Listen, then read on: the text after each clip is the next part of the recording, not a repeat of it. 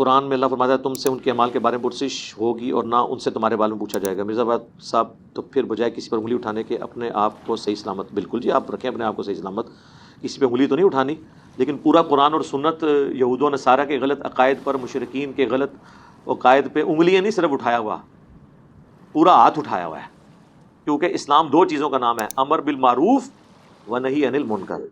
اگر کوئی کہتا ہے نا کسی دوسرے کے عقائد پہ انگلی نہیں اٹھانی تو قرآن و سنت کی ساری تعلیمات ختم ہو جائیں گی، کیونکہ قرآن و سنت کی تعلیمات مشرکین عرب میں جب آئیں تو ان کی بت پرستی کے خلاف آئیں، اہل کتاب کے خلاف اللہ تعالیٰ نے ان کو میٹھی باتیں نہیں کی ہیں، سورہ بقرہ سے لے کے سورۃ النساء، آل عمران، المائدہ میں ان کے ایک ایک عقیدے کا ڈنکے کی چوٹ پہ رد کیا ہے۔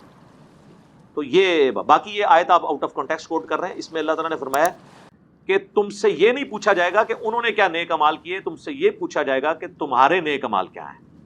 یہ آیت کو دھوکہ دے کے انہوں نے پیش کیا چونکہ آپ عربی نہیں جانتے تھے۔ پہلے پارے کی آخری آیت ہے، اس کا کانٹیکسٹ دیکھیں کہ یہودی کہتے تھے کہ ہم ابراہیمی ہیں اور یہ نسبت ہی ہمارے کام آ جائے گی۔ اللہ نے فرمایا وہ تو ایک بڑی نیک جماعت تھی، وہ اپنے اعمال اپنے ساتھ لے گئی، لہا ما کسبت ولکم ما کسبتم، وہ اپنے نیک امال اپنے ساتھ لے گئی ہے اور تم نے اپنے امال خود کرنے ہیں۔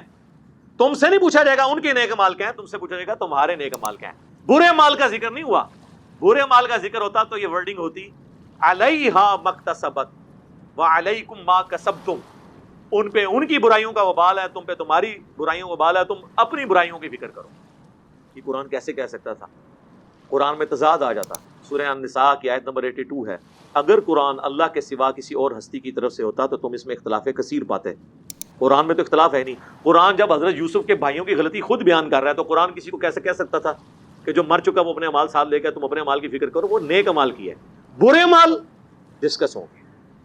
حضرت یوسف کے بھائی صحابہ تھے، اپنے باپ کے بھی صحابی، اپنے بھائی کے بھی صحابی، آج تک مثال دی جاتی ہے برادران یوسف۔ سورہ یوسف کی تلاوت آج تک ہوتی ہے تو کوئی گستاخی نہیں ہوتی۔ سورہ الجمعہ کا دوسرا رکوع جب تلاوت ہوتا ہے تو سر بخاری مسلم اٹھا کے دیکھیں، حضور جمعے کا خطبہ دے رہے ہیں تو 12 صحابہ صرف اس خطبے میں بیٹھے ہیں۔ جیسے ہی بار پتہ چلا کہ منڈی میں وہ سودا آیا تو سب لوگ حضور کو جمعے کی حالت میں تقریر میں چھوڑ کے باہر چلے گئے۔ یہ تو آپ جرت نہیں کریں گے میں تقریر کر رہا ہوں اور باہر کوئی جناب بیچ رہا ہو چیز تو آپ اٹھ کے چلے جائیں۔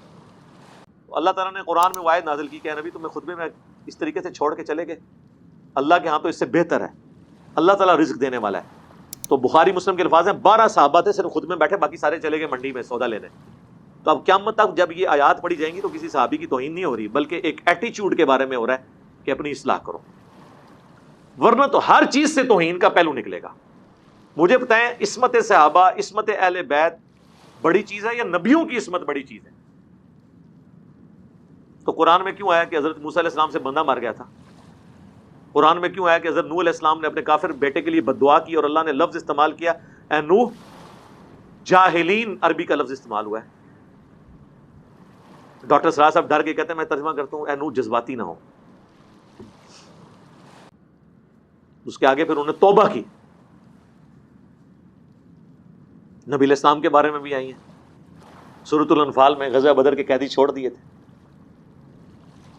تو اس طریقے سے انبیاء کرام کی جو لغزشیں رپورٹ ہوئیں یا کسی اور کی لغزشیں وہ لرن کرنے کے لیے